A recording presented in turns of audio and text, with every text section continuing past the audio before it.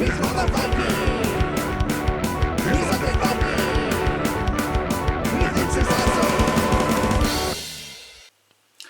everybody, this is me, Undead Viking. I want to talk to you about this game. It is called Mastermind's Workshop. Now, when I was contacted about maybe taking a look at this game, I asked them to kind of tell me about it a little bit.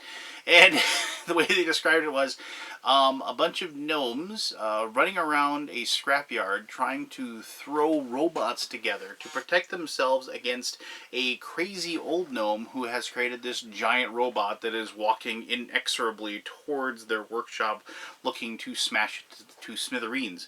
And I said, okay then, let's check that out. So that's basically the premise of the game. Each player is a gnome who wants to become the newest apprentice to this master tinker gnome, this who is known as the Mastermind. And basically he tests everybody by creating this giant robot. Each one gets their own robot that slowly but surely walks towards this treadmill. Well, both walks and this treadmill moves it, but towards their workshop so it can get there and then smash it to bits.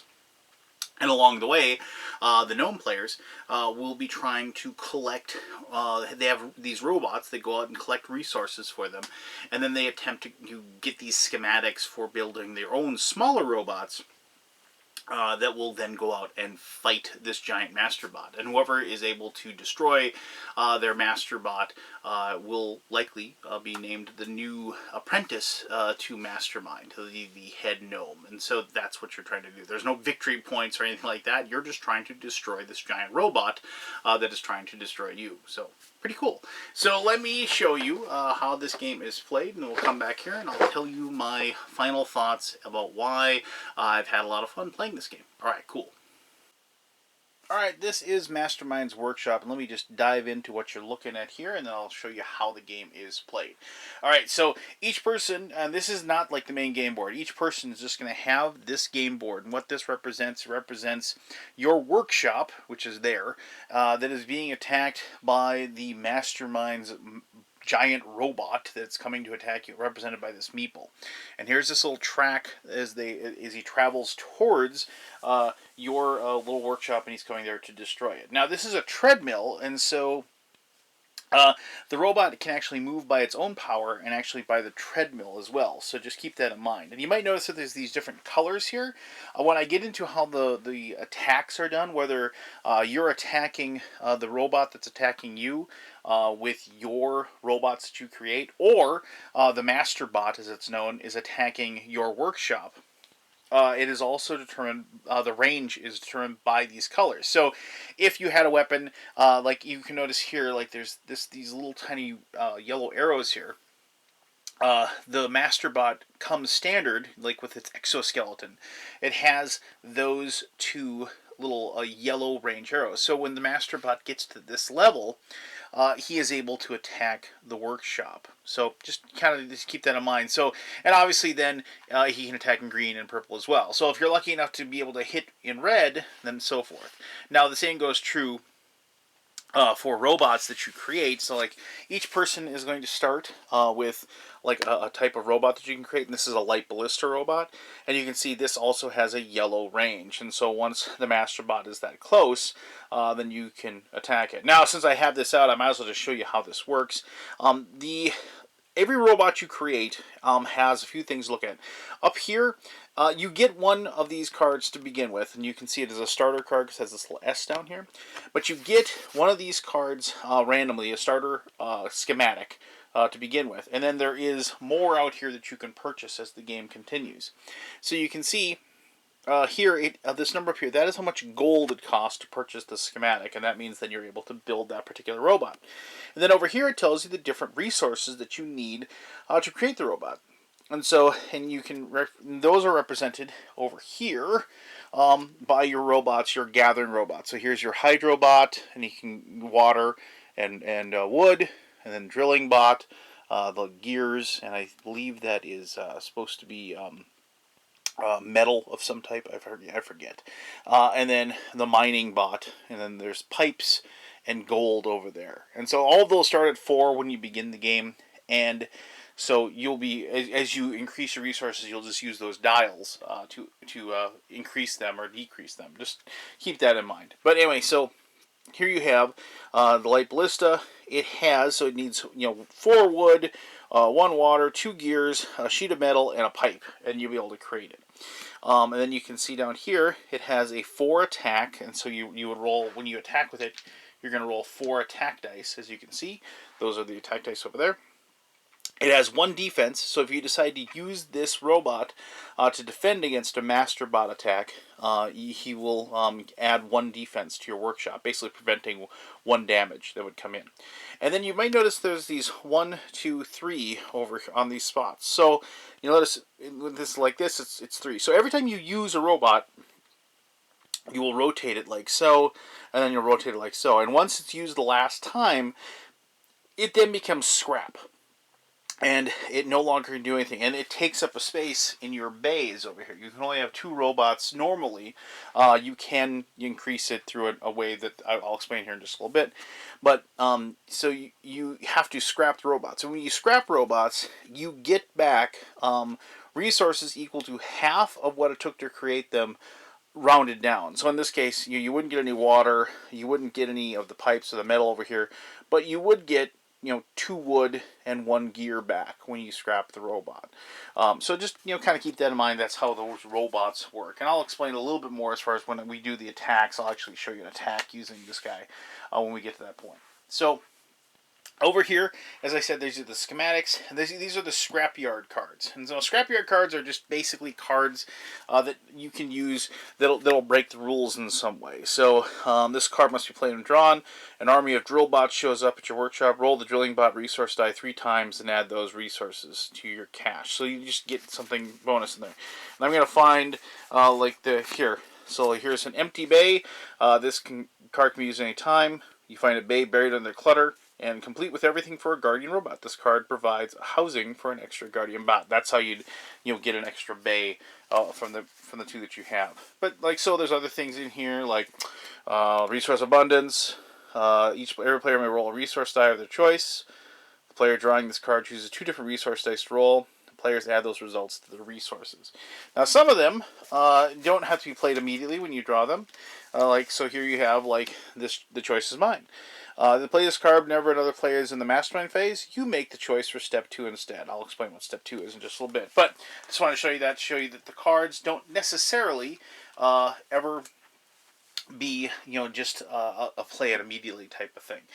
You have a maximum of 5 total cards that you can have in your hand at any one time. That is combinations of these 2 cards. If you ever were to draw a card, you would have to discard one then, obviously, to get down to the hand size of 5. Alright, so if you're playing the game, the first thing that you're going to do is everybody's going to take a mastermind turn. Mastermind member is the gnome that is, basically searching for his apprentice, and that's what you're trying to be. You are going to take the masterbot turn for the person to your left. And so if the person to my left, if they're playing, they go through a series of choices.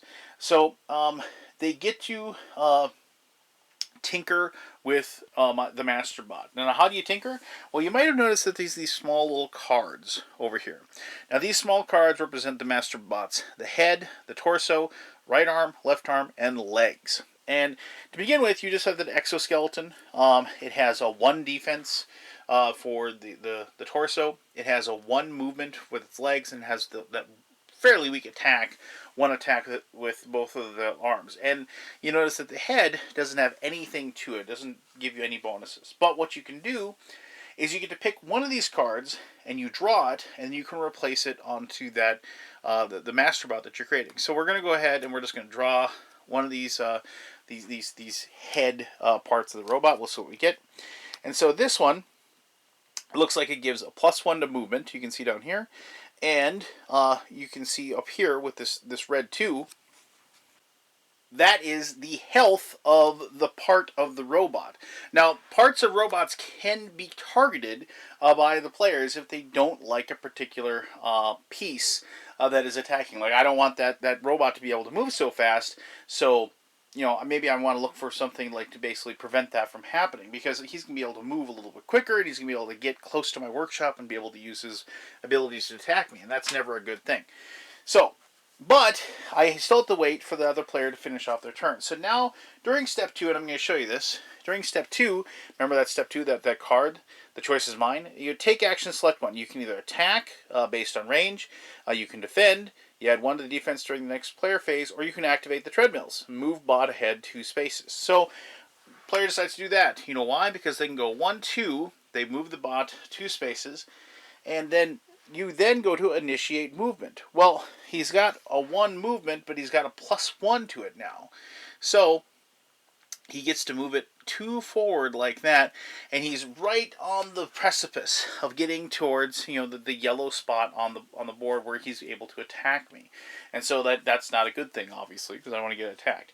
Now, there is something I want to tell you, that if the robot, the master bot, is ever close to the workshop and it activates its the ability to walk, not the treadmill, but it smashes, it goes to the end of the track, you do an attack on the workshop based on the speed of the master bot, and you roll those for attack dice. So if you had a speed of 3, you'd roll 3 attack dice.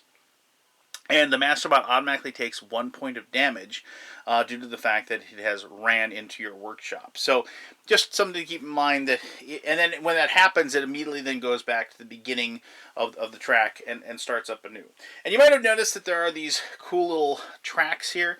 This is the hit points of the Masterbot. These are the hit points of the workshop, and you just move these down or up, depending upon when you take the damage. And there are abilities to there are cards that can affect that as well. So just keep that in mind. I mean, the scrap deck is basically as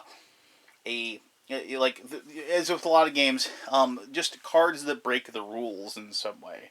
So keep that in mind. Now, I should mention a couple of things. If you decide to add, instead of moving it, you can choose to add defense, and then when the player does that, they put a little token on the torso to show that they add 1 to the defense of the master bot in preparation for it being attacked. So because the game, the end of the game comes when somebody successfully destroys the master bot, and then everybody else gets basically 1 turn more to try to be the one to destroy the master bot as well. And if you are unable to do that, then the person that did destroy the master bot wins the game, obviously. But they become the apprentice to the mastermind. So anyway, so after that, then you initiate attack if it's possible, and if you can't attack, then it just goes on, and then the next person will do their mastermind thing. So if they did an attack, let's say we got to this spot, and because of the fact that you have 2 attack, you're just going to roll these 2 dice, see what you get. We got 2 fists. Fists are hits. If you roll a shield, that is considered a miss. So then you'd have those 2 attacks, and you do 2 points of damage to the workshop, and go like so. Now, if I had built this light ballista, say a turn before, I would be able to, because it's got 1 defense, I'd be able to use up one of its actions to decrease that to only 1 point of damage if I wanted to. Something also to keep in mind.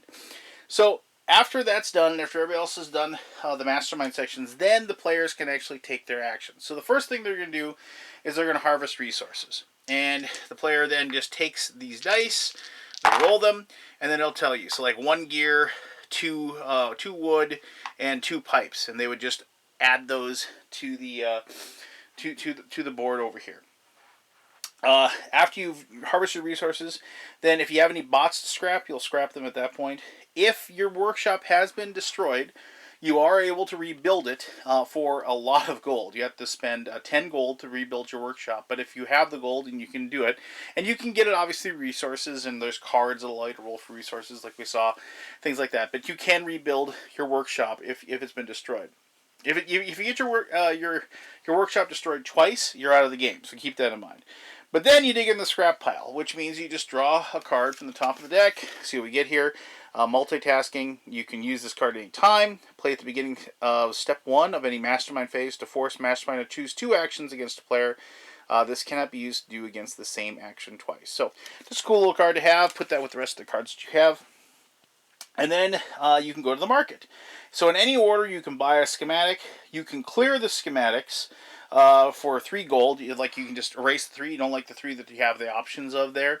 There's a panic bot, a turvy bot, a repair bot. If you don't like any of those, you can just get rid of all 3. You can go, I don't like these. You can pay 3 gold to get rid of them.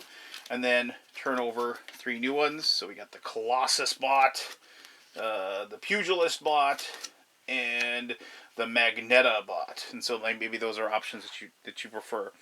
So then you can, if you wish, you can trade resources for a 3-to-1 ratio.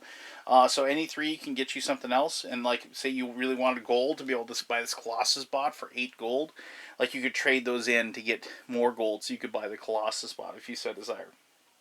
And then, if you do buy one, say like we bought this Pugilist bot or whatever, obviously replace it with a new one, pawn bot. And so now you would look at the robots, and after you've done all that, you can build 1 guardian bot. And so if we had 2 water, a wood, a gear, and 2 metal, we could go ahead and build this. And this is a pretty good bot. And so we'll go ahead and we paid the 4 gold for him. He's got 3 actions, and then we place it in a bay, like so, to show that we've created that Pugilist bot. And we have that to attack with. Now, I can go ahead and attack. So now I can try to beat up, and and if say like this is we actually had both, so I can attack twice against so I could have each one attack. So now I should mention the robots attack separately of each other, but if you had increased the power of your here's the right arm or whatever, and this would add attacks from purple, and you'd have an extra 2 or whatever to the attack rating. You total that up, and so you can't ever have more than 6 dice to roll for an attack roll. But just so if you ever have more than 6 dice, the excess is gone. But you do total up for the master bot or whatever. So any bonuses that you might get from the head or what have you. So keep that in mind. But you separate these 2 attacks, and so you would just say, okay, we're gonna attack, and here, let's see if we can get him a better defense. See if he does something. So all right, so there, let's say he's a little bit tougher now, and he's got 2 defense on his torso. And so we have the light ballista, and we're going to go ahead and see if we can get some hits on him and try to get past that 2 defense here. All right. And I rolled horribly. I only got 1 hit and 3 shields, which is pretty unlikely actually, because the fists are on there on the faces 4 times, whereas the shields are only on there 2 times. So that attack would do no damage. And even if I had decided I'd try to get the torso, that wouldn't work either because of the fact that it doesn't. So that defense is pretty good. So I'm just gonna hope I'm gonna target the torso, and I'm gonna hopefully take that out. Now the awesome thing is that if you actually are attacking a specific spot, you don't actually reduce the damage in any way. So I just, on 3 dice, I need to get 3 hits, which isn't impossible, but I might be able to pull this off. So let's see here. And gosh, I am rolling horribly. So I failed completely in doing anything. Now, if I had rolled 3 hits, I could have destroyed this particular piece of the Guardian Bot, and he would have taken 1 point of damage when we destroyed that portion. Now, the cool thing is that some of the attacks will actually have special effects. You notice that with the light ballista, if any damage done to this bot's attack, the master will be pinned to the treadmill and unable to move on its next turn.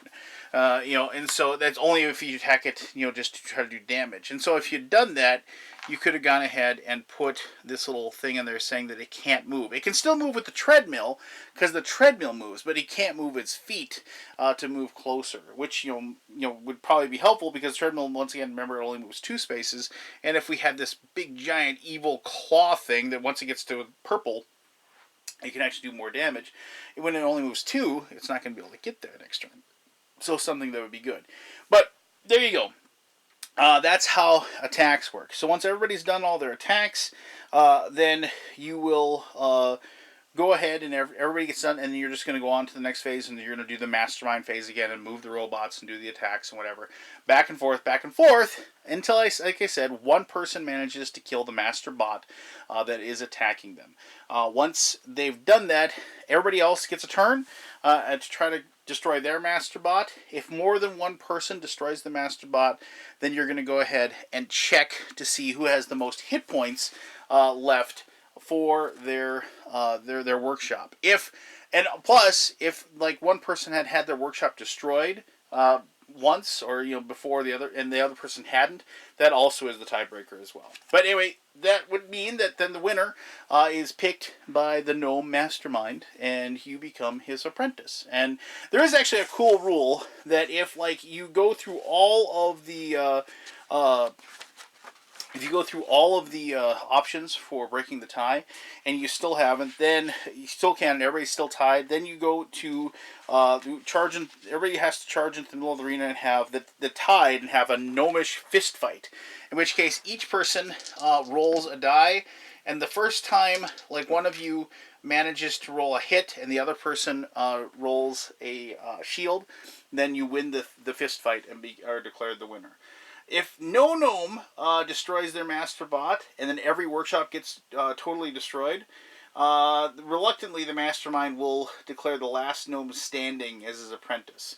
But he probably didn't like that very much. But there you go. That is the game of Mastermind's Workshop. It's a lot of fun. I dig the theme, basically because it's such a crazy theme. I mean, it's something totally out there.